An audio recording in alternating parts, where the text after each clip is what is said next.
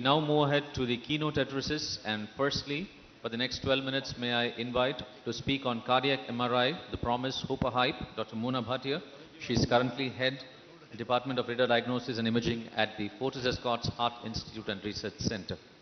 Dr. Bhatia, please, for the next 12 minutes. So the title of my talk is Cardiac MRI, the promise, hope, and hype. I'm going to start with a case. This is a 42-year-old male who presented with an acute coronary syndrome. The patient is actually a friend of one of our cardiology directors. The patient at a party sort of almost collapses. He's taken to Fortis Noida with chest pain and almost a collapsed state. In the ER, he has VT, he's shocked and revived. The coronary angiogram shows an anomalous left coronary artery, which is coursing between the aorta and the main pulmonary artery. Now, in view of the situation, the patient is shifted to our institution to evaluate the VT. The question at this point was, is the cause of his symptoms ischemia due to the anomalous course of the LCA? I don't have the coronary angiogram, but here on the CT, you can actually see that the left coronary is coming between the main pulmonary artery and the aorta. In view of the situation and to check for ischemia, as would be true to sort, patient was sent for a stress nuclear medicine test. So the patient goes to SPECT, has a myocardial perfusion scintigraphy study, and the rest to stress perfusion reduction is 10%, and the impression is mild ischemia in the zone of the inferoseptal wall.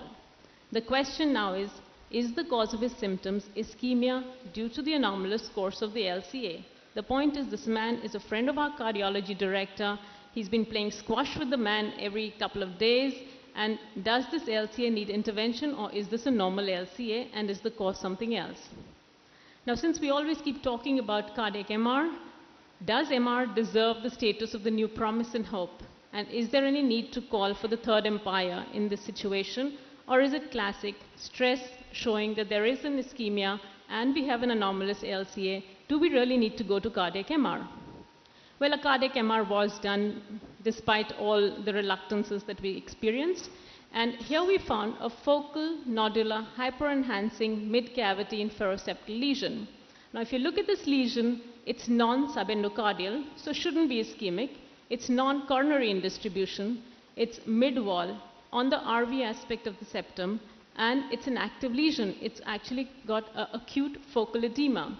So the working diagnosis was sarcoid versus TB. In view of this differential, the patient had a CT. On CT, the lungs were clear, but there were multiple mediastinal lymph nodes. And since the patient was well known to too many people, a transbronchial lymph node biopsy was done and was proven to be sarcoid. Let's now go back and look at the spatial resolution of the lesion between the SPECT and the MR. In the SPECT, all that we saw, now what we're always looking at under SPECT is to get this very clear donut sign. That's the normal SPECT, and we would like to have these clear donuts whenever we have. Now here you had this focal defect in uptake, and this was read off as ischemia. But actually, when you saw the MR, this lesion was not subendocardial like I just said. It was on the RV aspect of the septum with edema, and this was focal and nodular in a localized area. So this kind of spatial resolution we don't get with SPECT, and that's what I wanted to highlight here. Sarcoid, CMR, in retrospective analysis of many studies has shown that CMR seems to be more predictive than PET. And now we're seeing so many more cases of cardiomyopathies where there are TB, sarcoid, and various other cases which were diagnosed as dilated cardiomyopathies without actually a diagnosis on why. So going back to starting with my talk, the cardiac MR, the promise, hope, and hype, I hope the case sort of woke you all up. How do we do it? Image acquisition by CMR is done in the vertical long axis, the horizontal long axis, and the short axis views. The short axis is particularly useful for evaluating function, wall thickness, and wall motion abnormalities. Tagging further helps us look at circumferential and torsional strain. We have the capability to do 3-chamber and LVOT views, and here you can see how beautifully the mitral and the aortic valves can be seen. The RV inlet and outlet view, and this is particularly useful amongst our pediatrics and the patients who are coming back post-TOF. And then we can get flow quantification through the aorta and the pulmonary artery in order to arrive at the QPQS in a non-invasive fashion. Looking at cardiac function, MR today is the gold standard for ventricular volumetrics with accurate, reliable, reproducible calculation of the end diastolic volumes, the end systolic volumes, the injection fractions, cardiac output, and myocardial mass. When we talk about ejection fraction and compare CMR versus echo, there is an excellent agreement between the two modalities at high and low ejection fractions. But this agreement is less than 50% in the intermediate range, and these are the patients who are subject to various management decisions. So CMR is in the appropriateness criteria for quantification of LV function where discordant information exists from prior tests. One of the hallmarks of CMR is in myocardial tissue characterization, and we can look at edema and inflammation, particularly to differentiate acute from chronic infarcts and in the acute coronary syndrome to separate AMI from myocarditis. CMR helps us to look at myocardial perfusion in an extremely fantastic way because we can actually see the contrast flowing in into the RV, then into the LV, and then through the entire myocardium, and we can track it all along. The late GAD images help to look at scars, and these scars are seen as areas of white. There are multiple near transmural infarcts in this patient. So CMR definitely has great promise. It's an extremely comprehensive and powerful tool to evaluate cardiac morphology, volumetrics, wall thickness, myocardial perfusion, area at risk, and scar assessments, besides others. So let's look at the clinical scenarios where CMR is appropriate and beneficial. Is it hope or hype? CMR in ischemic heart disease. Well, CMR is particularly useful to look at wall thinning and wall motion abnormalities. And here you can appreciate that there is thinning of the mid-anteroseptal and inferolateral basal segments. And viability on CMR is defined when an end diastolic wall thickness is over 5.5 millimeters, pretty similar to the echo. When we talk about myocardial edema, we can actually differentiate acute from chronic infarcts. On T2 weighted imaging, here the first row of images shows 7 days post-infarction, where you've got edema and thickening in the region of the infarct, but 6 months later, when the infarct sort of sets in, the edema disappears. The first pass perfusion, here you can see that there is a defect in the septal and apical perfusion. The same thing shown here, where you've got a defect while the rest of the myocardium has filled in rather beautifully. And when you can do stress and rest perfusion, and here you have a defect on stress, not seen at rest, indicates inducible ischemia, quite similar to the way SPECT and PET do it, and persistence of a diffusion defect indicate the scar. Scar assessment, of course, is fantastically done with MR. You can see the viability, and the late GAD images show that there is a white area, which is the infarcted area. A report on ischemic heart disease would normally read with LV analysis, RV analysis. It would then give you the exact involvement in terms of wall motion abnormality, wall thickness abnormality, be it perfusion abnormality or scar formation, the transmurality and quantification of the scar very accurately. So CMR is in the appropriateness criteria for detection of myocardial scar and viability. Let's look at CMR in risk stratification. It has a very high predictive value for future adverse cardiac events based on the infarct size, the peri-infarct zone, microvascular obstruction or hemorrhage, myocardial salvage index, and the RV involvement. An infarct size and transmurality is very well assessed on late GAD images, and it has a high accuracy in predicting functional recovery.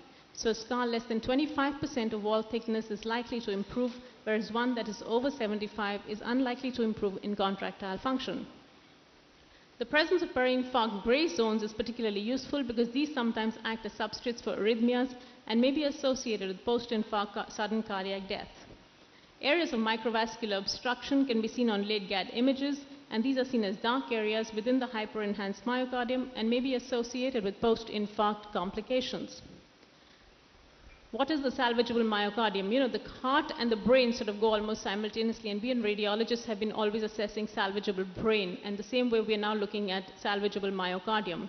The area at risk is seen as a hypoperfused edematous myocardium on T2 weighted images, but the infarcted myocardium on late GAD images is the area which is the scar, and the difference between the two indicates the myocardial salvage.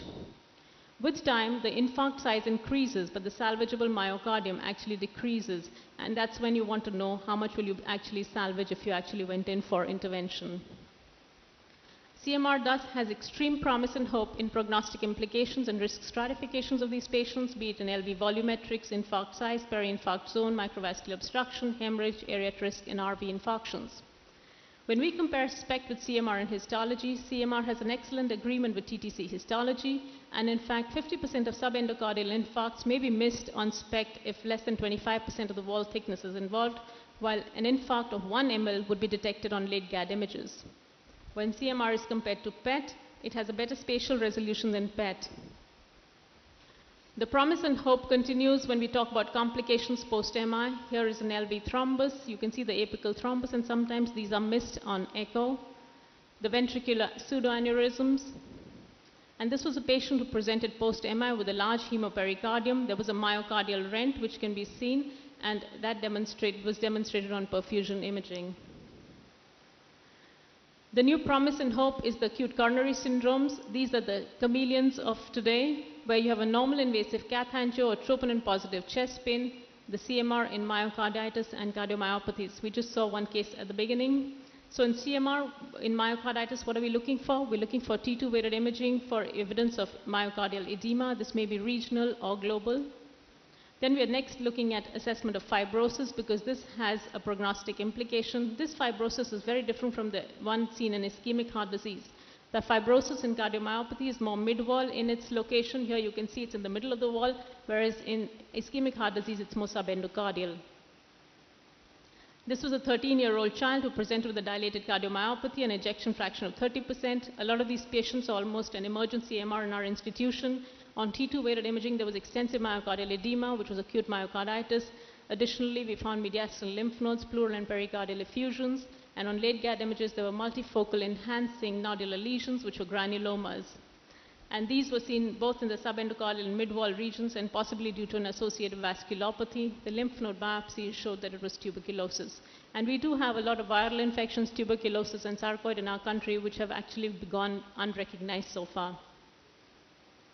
So CMR has great promise in evaluation of myocarditis, excuse me, and positive cardiac enzymes with obstructive atherosclerosis, without obstructive atherosclerosis on angiography. The differential diagnosis of CMP is basically ischemic or non-ischemic, and this is based on the localization of the late GAD images, which show where is the scar, is it mid-wall or subendocardial. Going on to hypertrophic cardiomyopathy, it's extremely accurate in the assessment of LV mass and in characterization of hypertrophic phenotype, particularly in the atypical forms such as the anterolateral free wall and the apical variants. And this has great promise because we can see the fibrosis and scar, and this may be associated with arrhythmic and non-arrhythmic endpoints. So it is in the appropriateness criteria. Going on to amyloid, here you have a decreased cardiac function with thickened myocardium, and this amyloid infiltration can be well seen, where post-GAD you have a very classic appearance, which is circumferential subendocardial enhancement. A patient of non-compaction, where you have a thick spongy myocardium, and here you can see how hypocontractile the apex is together with fibrosis. Cardiac masses, again, it's all hope, not hype.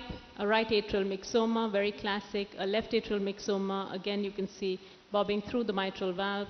This is a thrombus post-CVP line, and MR can actually differentiate the two very clearly.